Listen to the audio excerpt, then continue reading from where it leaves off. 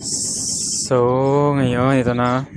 Ikabit ko na yung bago na seal niya. Ayan na.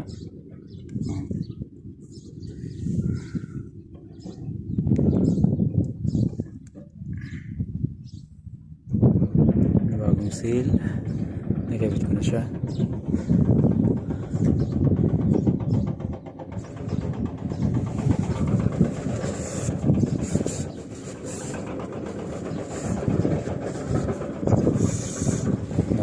Nahiwa ako pagkabit ko. Matalim. Ito.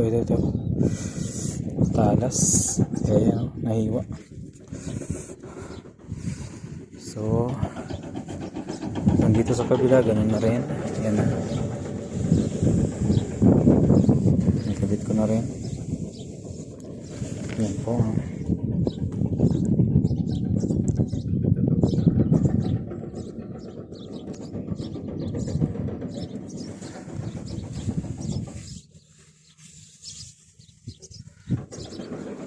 So, sasalpak ko na to.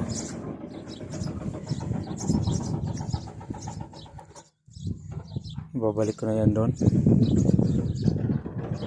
para may salpak na. So pag naisalpak ko na lahat, ang ganda rin, i-videoin ko rin to ulit.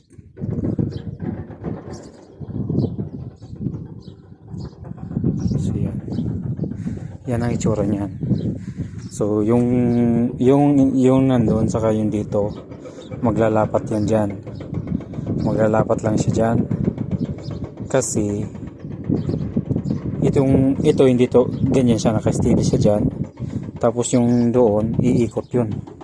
So parang ano lang sila dyan,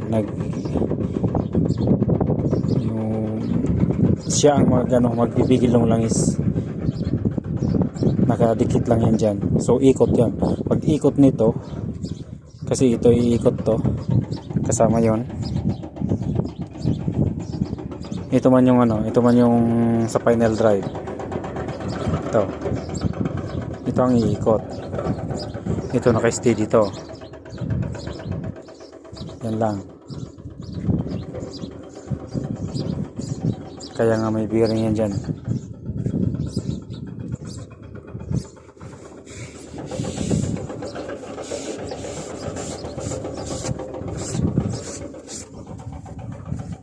Pag ikot niya, yung kabila nakadikit dito.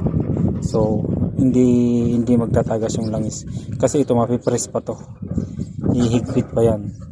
Ito halos dito yan, nakalibel yan dito, halos nakalibel yan dyan.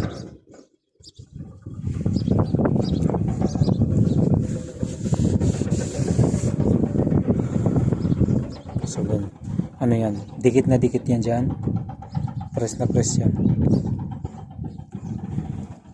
Sige po mga lods,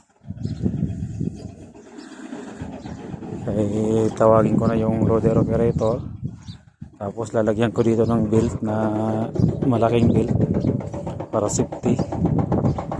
Kakabit ko na yan. Madali lang naman yan ikabit, ang mahirap dyan ang pagigpit. Ito ang nagano yan, ito ang naglalak nyan. Pag nagigpitan na, ito ang maglalak niyan dyan. Yung ano na yan, itong thread na to dito yan. Ito naman ang kanin yan, katapat niyan.